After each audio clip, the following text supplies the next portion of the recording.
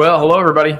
It's Blair Nightingale here. Market Monday. We're back in a nice long stretch of Market Mondays where we're really just doing what we always want to do, is just focus on what the market is doing.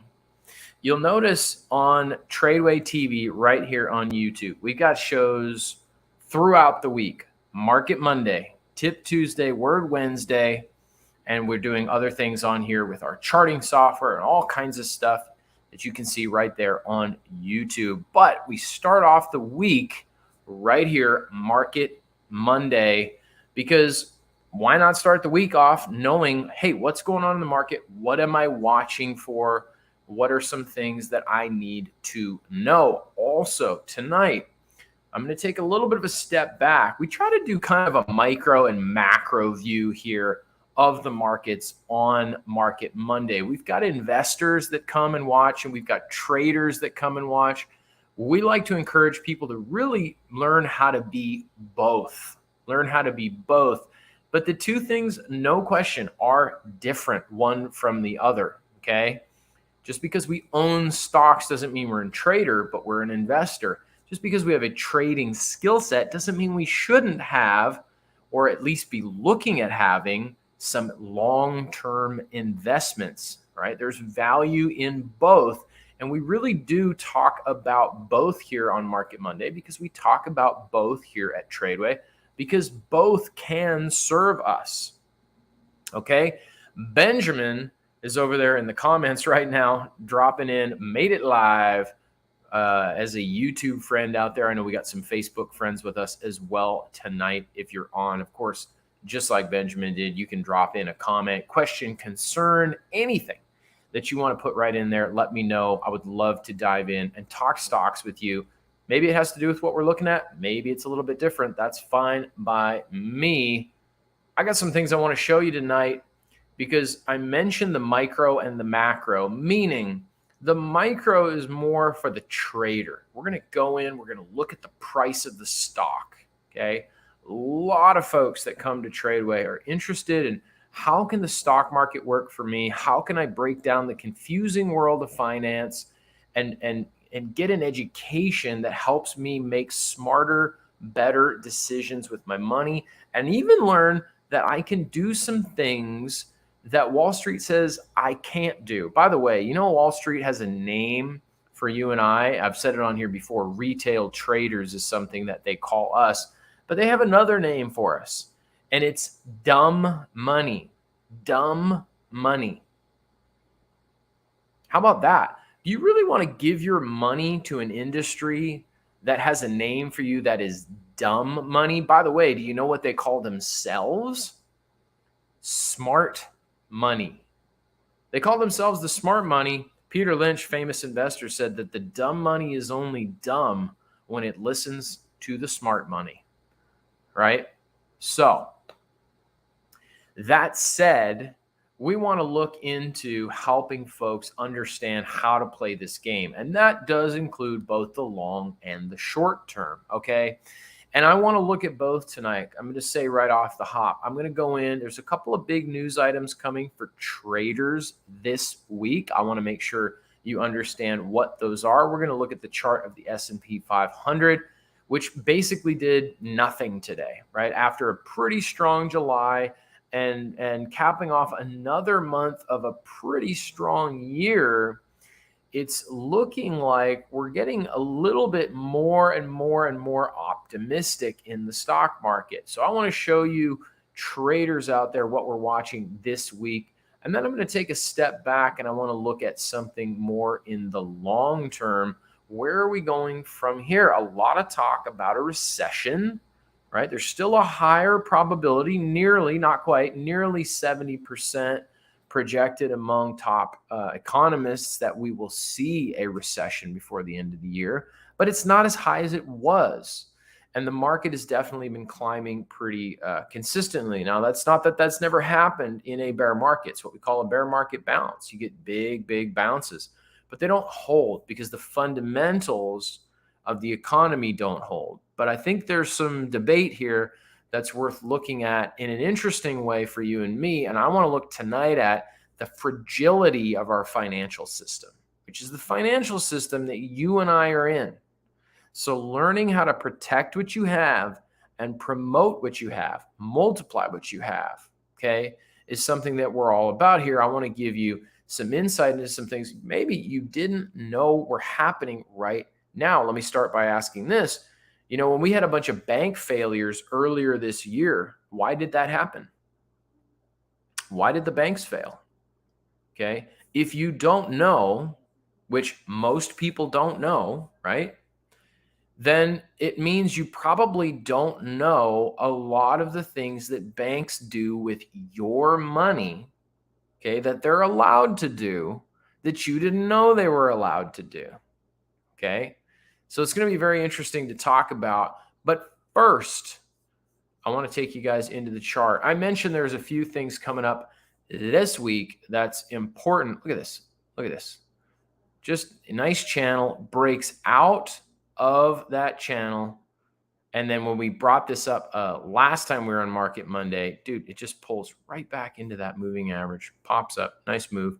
But what I'm looking for here is the S&P 500 starting to establish a little bit different trend here around the 10-day moving average, getting a move down to the 10-day last Thursday. Finally, I think the Dow was up, 14 sessions in a row? Maybe it was 13. I think 14 was the longest it had ever been in the 1890s or something like that.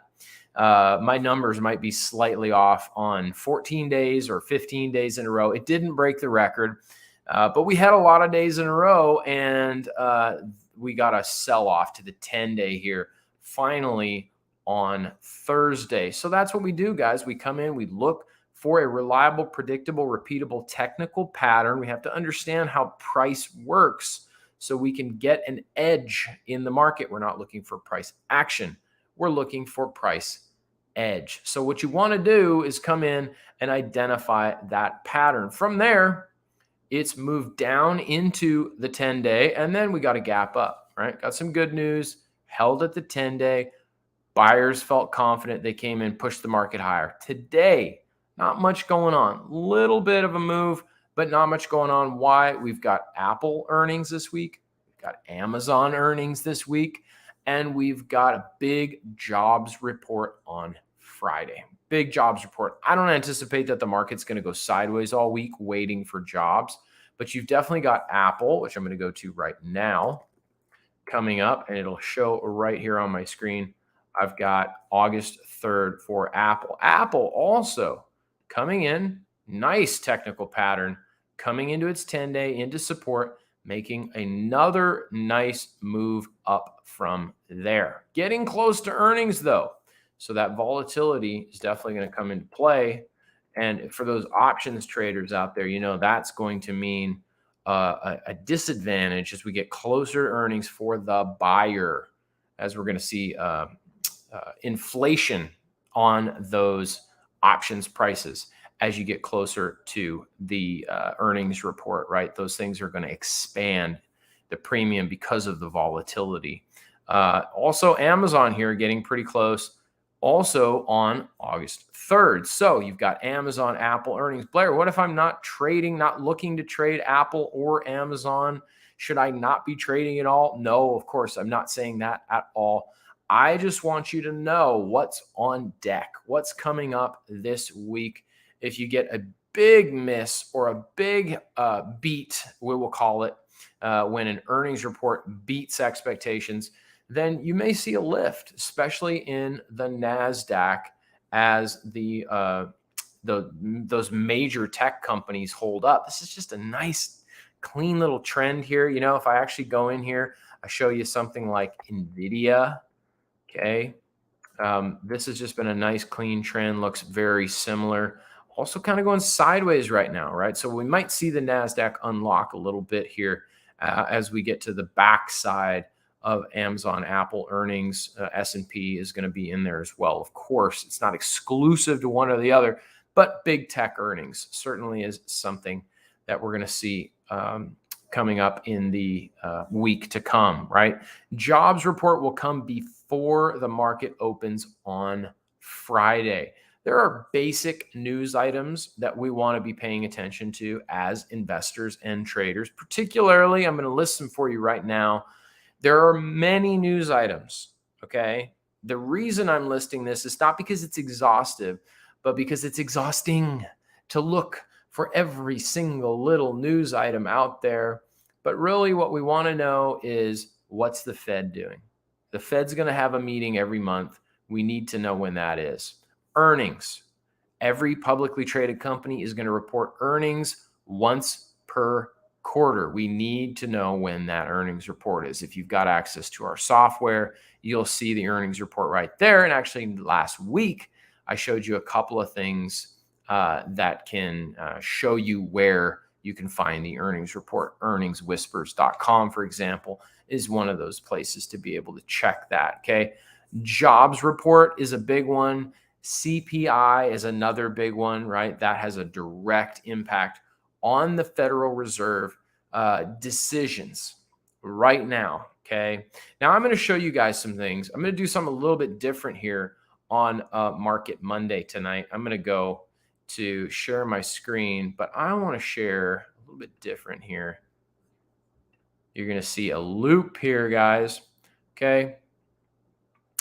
And then we're looking at the Federal Reserve. Now I want to take you guys through this. I'm not going to do the full teaching that I do through this particular topic, but I want you to see a couple of things in here, okay? It says right here, have you ever wondered who controls how much money we print as a country? Okay, now, technically the Federal Reserve does not actually print the money. Okay, they don't print the money. That's not actually their job. But they can essentially create money out of thin air. Okay, they control the money supply. Interest rates. Do interest rates just get decided upon wherever, however, by whoever they want? Well, really, there's a trickle-down effect here in our economy where the Fed will set interest rates, and this is something that they use to control or influence the economy in pretty dynamic ways, right? We often call them the Fed. Okay, this was created a long time ago, and ultimately the argument, and there are arguments for, and there are certainly arguments against the Federal Reserve. We won't go into all of that tonight, but it was originally intended to give some kind of oversight, some kind of leverage, some kind of control to help with market volatility and vulnerability. Okay, so they actually are able to manipulate using certain tools. They have a few different levers. Now, this isn't exhaustive either, but they can control money supply and they can control interest rates. Again, not exhaustive, but certainly something that they can do. Okay, now here's what I really want to show you guys. All right, money supply. Yeah, Fed. All right. I was just checking the comments there. You're going to see my screen just for the sake of being able to show you guys this here. U.S. money supply. This is 1960 on the far left-hand corner of that chart. 1960. Okay.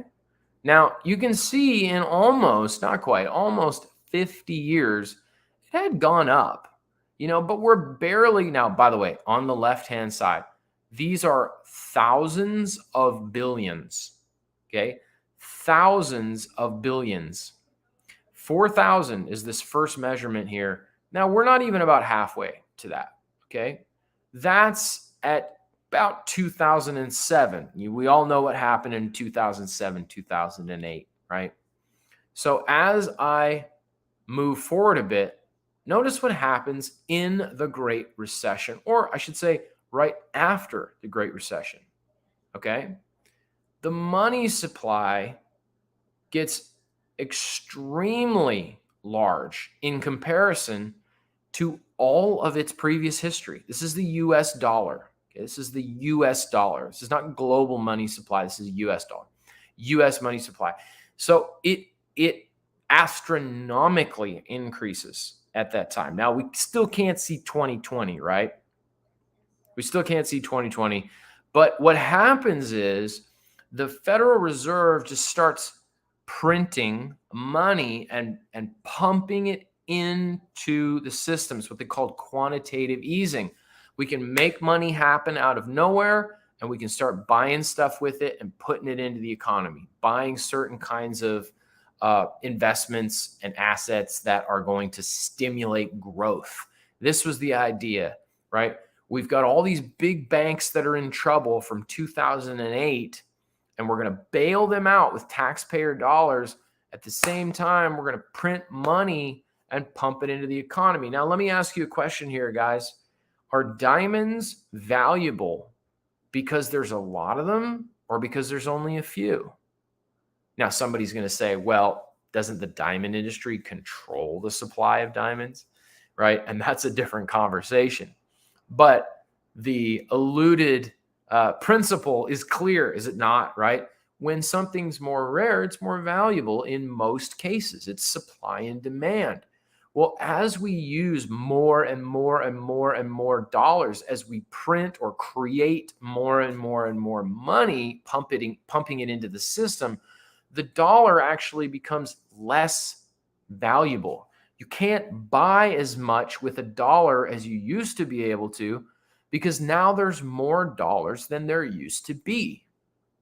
See, your money gets diluted. My money gets diluted. That's what we call inflation, in the sense that products don't change their prices immediately when the value of money changes. So if they're printing all this money, it's going into the system, it's stimulating the economy, but there's also something else happening at the same time.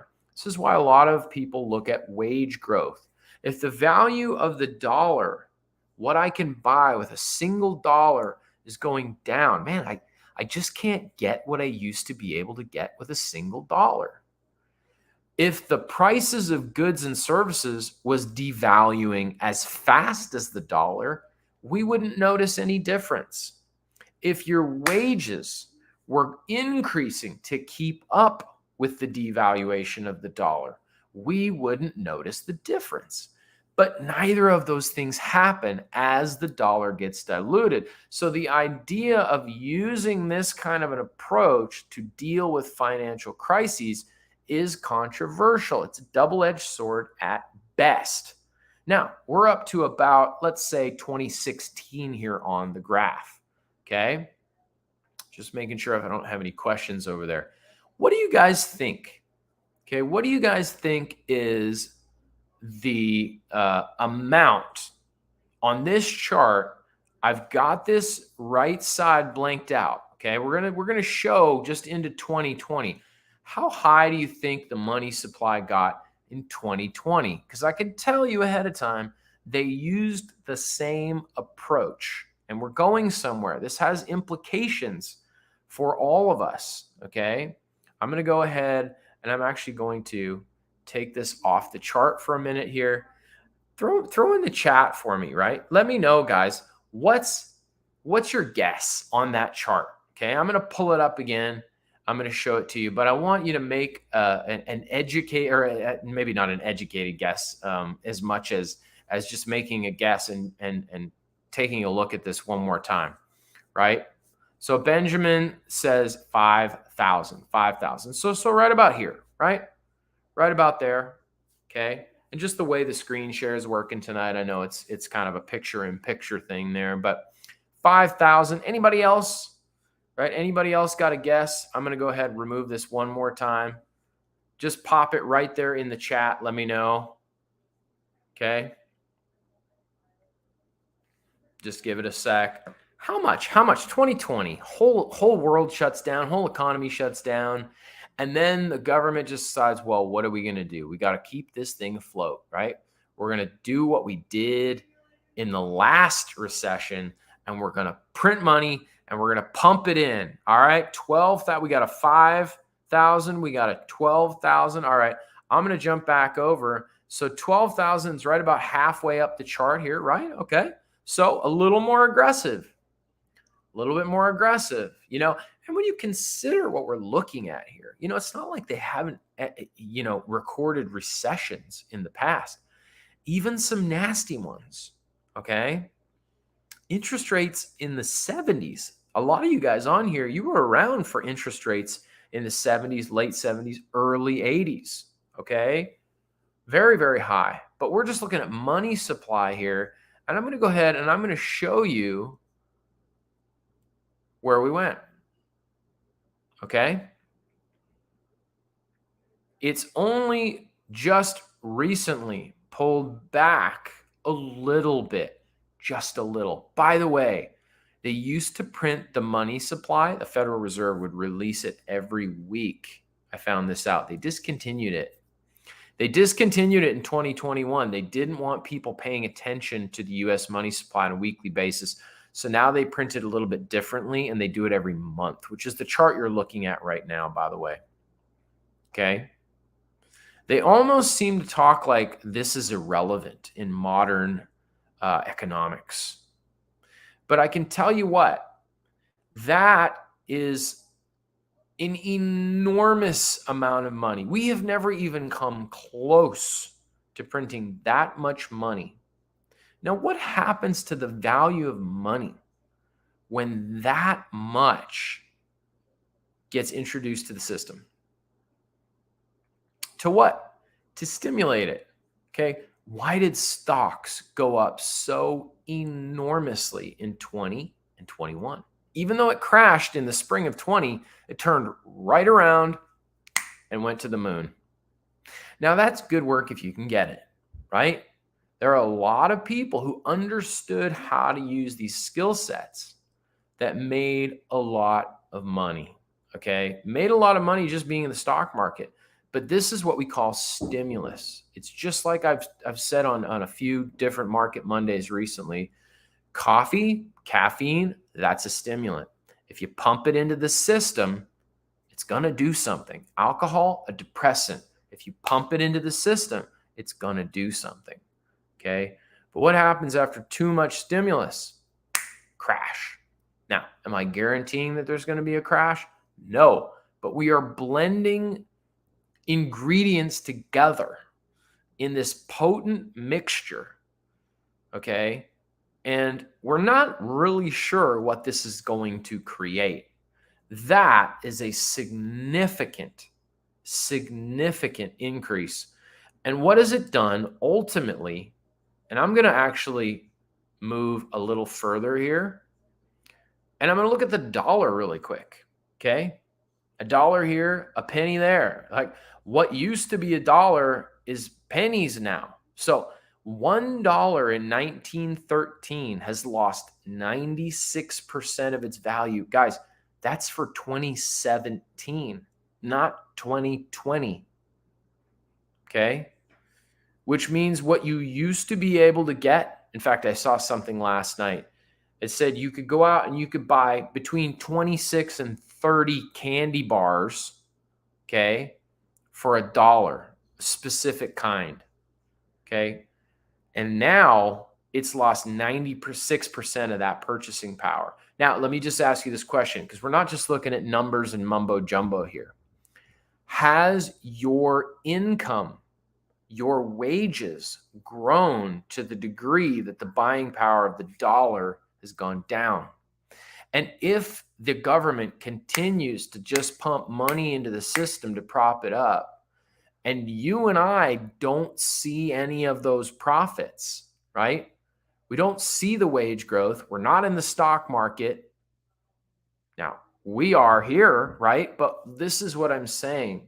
There is something happening here that if we aren't aware, if we don't have skill sets on how to get in this river, I'll call it, then there's this whole scenario playing out around us that most people are completely unaware of, okay? And in most cases, that means that not only are they not getting any advantages out of these, let's just say, the record stock growth we saw over the last few years, but they're also likely a victim of the system, right? And then we go to the ballot box hoping that somehow we'll get somebody who's going to fix it. But there's a lot more going on here than just that. Okay? I'm not going to pull that up right now. I just want to show you. I said the second thing they do is the interest rate. Okay. Interest rates are going up. Value of the money going down. Interest rates going up. Okay. This is showing 2022. I'm going to show you a more recent current example here in a second. But you'll notice when these interest rates climb up near almost double digits, right, in the 80s, okay, what happens? Recession, denoted by this gray area, okay? They lower interest rates to what? Stimulate the economy. When money's cheaper, it's going to flow. When it flows, then it stimulates the economy, can pull us out of recessions, softens the blow. Okay, that's a different way of doing it. And what they're doing is lowering interest rates and printing a lot of money. Both. Now, what the problem with that is that what happens if we get into a recession and you've printed a ton of money and interest rates are already low? There's not really much left for you to do. Okay, but notice this. This goes up, recession in the dot-com bubble. They raise the interest rates, recession. They raise the interest rates, and they just started to do it. And then, of course, we got into 2020. Now, I'm not saying raising interest rates caused the move down in 2020. Okay. We did see a bit of a move in 2018, however, as this played out. But now it says 3.25. Now that's September 21. Let's go to the next chart. It's going to bring us in. There's September. Here's later 21. Now we're up to 5.25. Okay. My point here is that you can see how raising these rates precedes recessions. It's meant to trigger recessions. And my question is, are we ready for that kind of a thing? Do we know, how do I protect my money? How do I protect what I have? How do I protect my retirement? How do I protect my investments? How do I take advantage of these record swings? The government is doing things in the markets that they've never done to this degree before. And that means there are enormous moves in the markets. And I assure you, there are plenty of people who know how to take advantage of those moves. My question is that you? Or is this something that's just sort of happening in the background? You don't need to understand all the economic data. That's not the point I'm trying to make tonight. What I'm saying is, as that money supply goes up, it stimulates and arguably destabilizes. Okay, it stimulates the economy, but it also destabilizes it in some way. Our dollar becomes significantly less valuable, right? Which is why we've seen massive inflation. Now, I know there are certain politicians that like to blame it on COVID, and that's something that we could just blame everything on. And there's no doubt COVID, supply lines, things like that, there was a certain aggravation for that. But there's also no doubt that an enormous amount of introducing more money into the money supply has created significant pressure there. So you are paying more and getting less. You are not necessarily making more at your job or whatever it is that you're doing. So we've got to find other ways to do that, right? That's part of the practical application of where getting into the markets actually comes into play, right? Learning how to do some things with our money, because inflation is eating it. Wage stagnation is eating it, right? Diluting the money supply is eating it. Higher interest rates is eating it. All of these things are supposed to help. But for the average person, it's actually creating a lot of headwind for them, okay? Now, the last thing I'll say is this creates recessions. The economy has been fairly strong in light of a 5.25% interest rate hike, which, by the way, is the fastest interest rate hikes they've ever done. It's not the highest interest rates they've ever had. It's just the fastest ones they've ever done. I've talked about this on here before. So, Blair, are you saying this is going to cause a recession? Well, not necessarily. Economists see a 59% chance of a recession. Now, that's just a general consensus. Okay, this is just a few days old. Okay, 59% doesn't mean 100, and they never could be 100%. Okay, But the thing is that the economy has been relatively robust because we've got a lot of jobs left. Consumer spending remains strong. My point is that all the doom and gloom that people have said isn't necessarily looking like it's materializing. But we have to understand that there are a lot of risks on the table. If we continue to grow, my question is, do you know how to take advantage of that? Okay.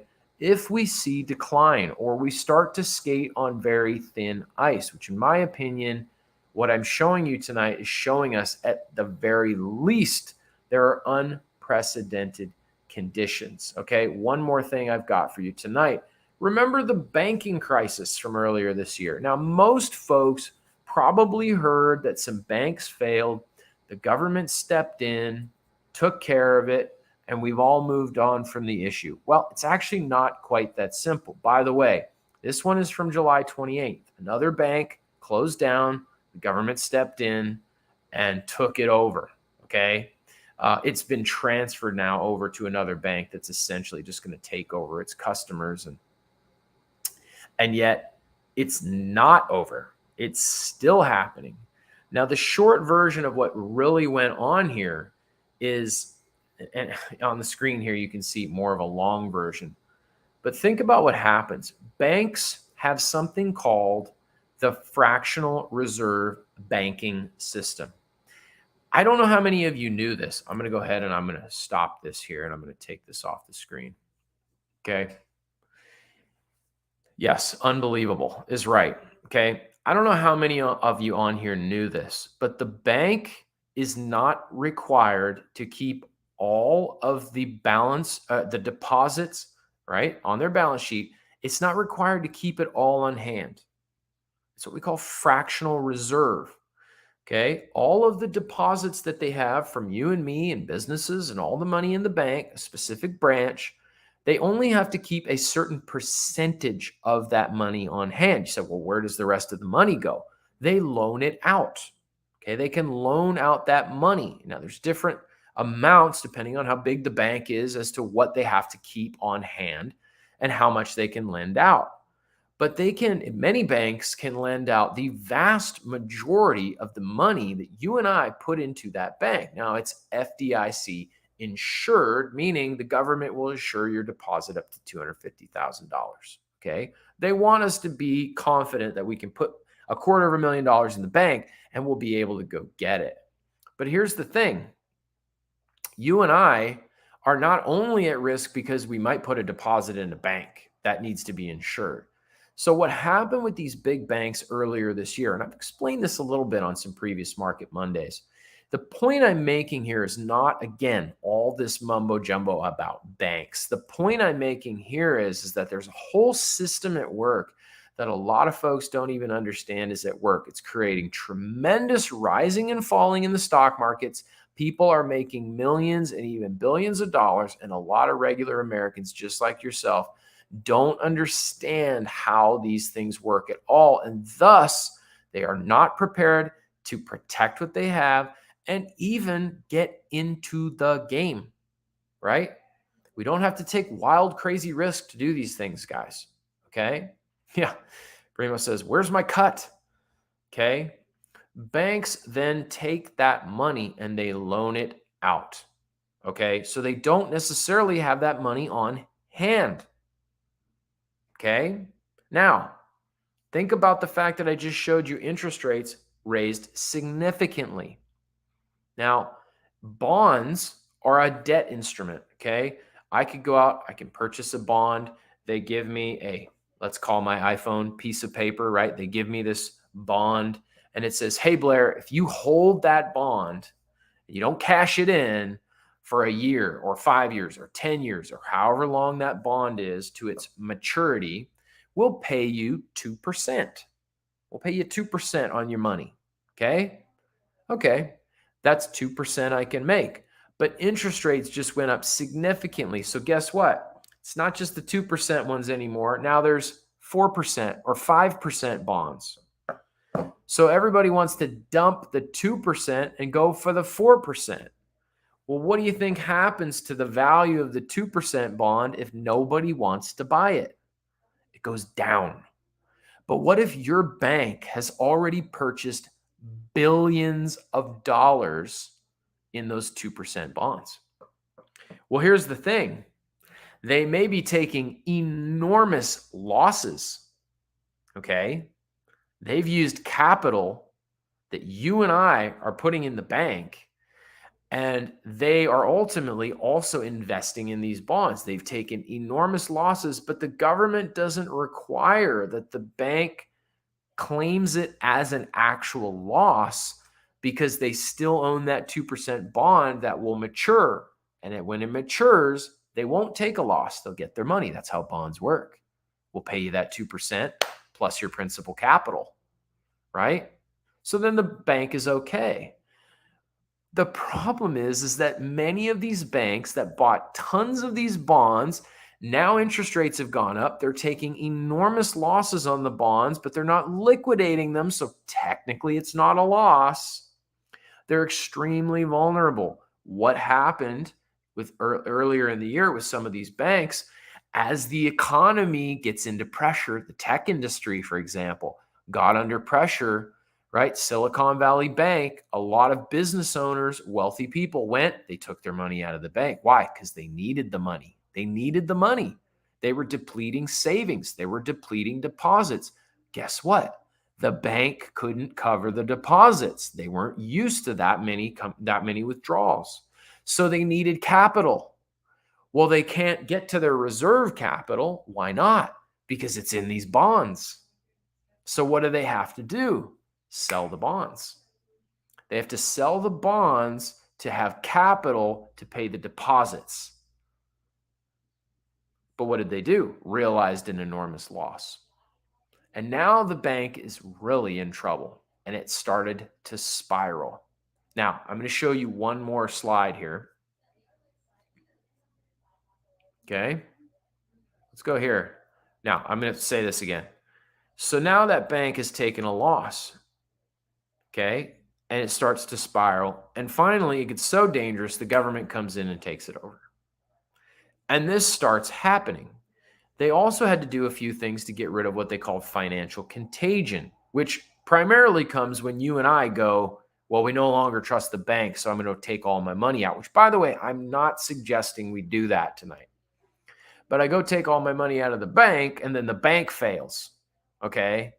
So they wanted to stop that because the financial system is connected. Now, how many banks out there are really in this position? Now, bigger banks have much more money. JP Morgan, Wells Fargo, things like that. They can weather some of these storms differently, and they have different requirements, right? They have different laws for what those bigger banks are supposed to do. But I just want you to be aware how many of these banks out there are really in this position, and how deep in this position are they? Now, this slide I'm going to show you is going to answer that question, okay? Now, a gathering storm is a dramatic, but perhaps applicable, appropriate title to understand what's really happening. I'll draw your attention to the far right-hand side, okay? Look at this caption. Rising interest rates lowered the value of bonds held by banks. I just said that, resulting in hundreds of billions in unrealized losses by the end of 2022. Unrealized losses. It's not actually reflecting on the books because they haven't had to cover that. But what happens if we did get into a position where more banks had to face the squeeze? Look at how much they have, right? This is the most ever in history. This is the financial crisis back here, by the way. It is not even close. Held to maturity securities. So they're looking at, right, last year, well, mid last year, $700 billion. It's enormous. Okay. And I would just direct your attention, right? I would just direct your attention. Now, there's a good question in here. What is the name of the bond if my long-term investment has bonds? Okay, I'll comment on that quickly. Rising interest rates is going to have an effect on bonds, okay? Because bonds pay interest. The bonds that individual banks own can be many different kinds of bonds. Okay. It's going to be different. It's not one single thing that every bank in America owns. Okay. It doesn't work that way. So I'm not saying there's one bond out there and, oh no, you own that bond and you better be careful. I'm not saying that. We would have to have an individual conversation about what's happening specifically with your investments. And that's not my goal here tonight. Obviously, this platform doesn't give us the ability to do justice. However, what it does do is it gives us an insight into the factors that come together. When you see a title like A Gathering Storm, does that mean we're going to have a recession tomorrow? No, it doesn't necessarily do that. We don't predict here at Tradeway. We never try to predict.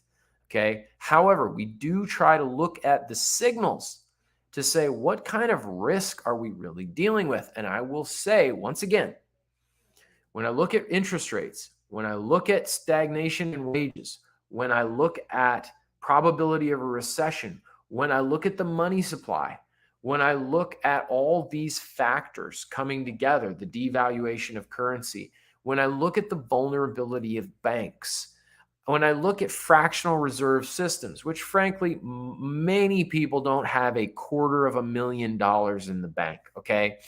Right?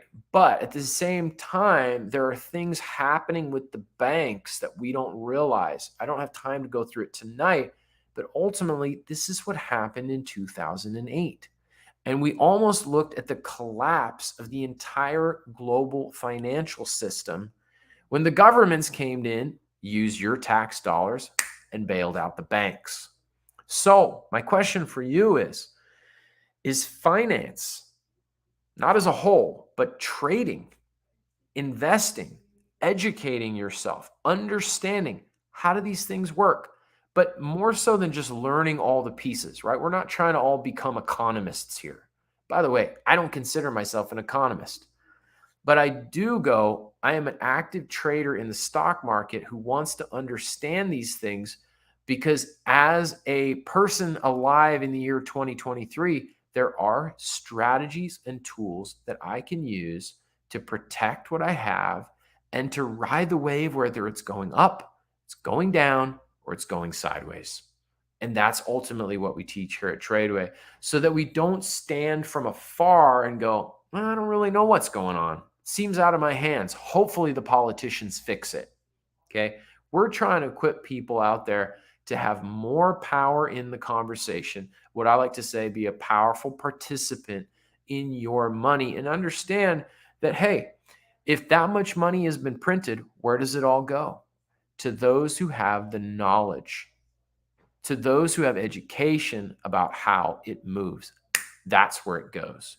And Tradeway exists to help folks understand, how do I get some more of that knowledge and education so that I can see the way that money moves and I can stand in the middle of that movement and promote and protect what I have in a way that does not depend on the government and does not depend on Wall Street to do it for me.